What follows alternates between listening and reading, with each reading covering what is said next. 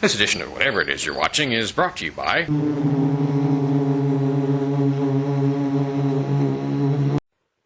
Hello, this is Ron Paul with your weekly update for June 7th. This past week, several emerging and ongoing crises took attention away from the ongoing sovereign debt problems in Greece.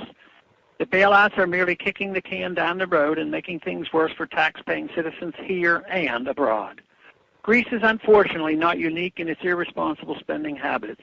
Greek-style debt explosions are quickly spreading to other nations one by one, and yes, the United States is one of the dominoes on down the line.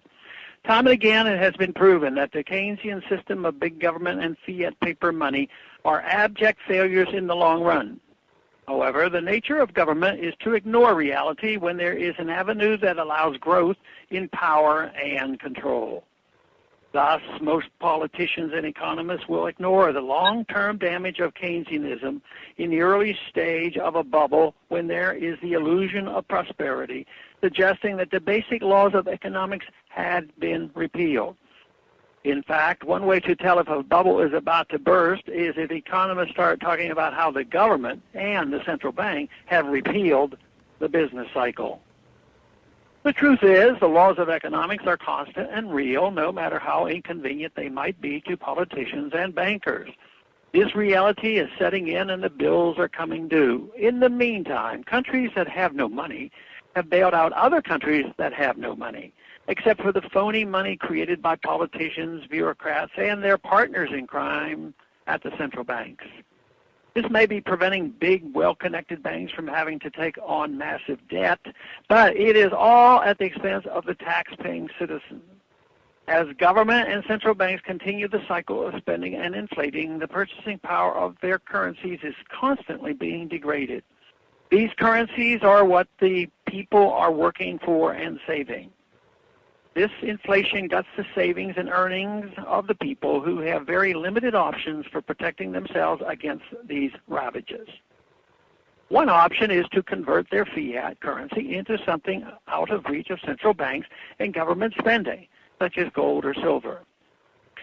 It is fairly typical in the midst of economic crises like these for gold to come under attack by Keynesian economists and their amen corner in the media.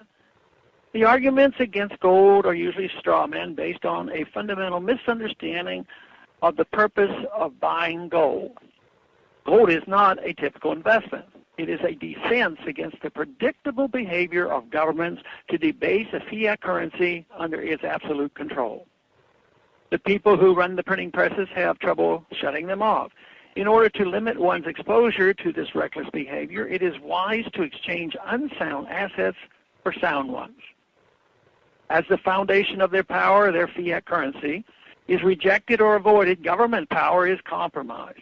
Fiat currencies trade the people's freedom and security for the government's freedom to squander the wealth of the nation on wasteful pet programs, wars, and corruption.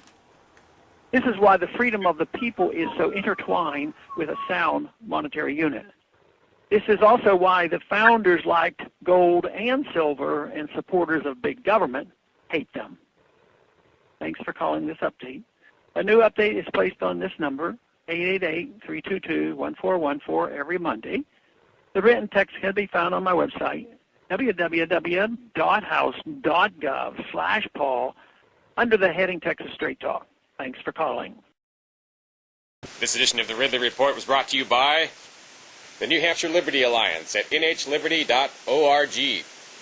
If you were to go to the State House and do this, then you would step on the toes of a Liberty Alliance member, because they're all over the place at the State House. They are there fighting for your freedom, and they need your help. Visit the New Hampshire Liberty Alliance at nhliberty.org and join them. Or maybe I should say, join us, because I am a member. nhliberty.org. Brag.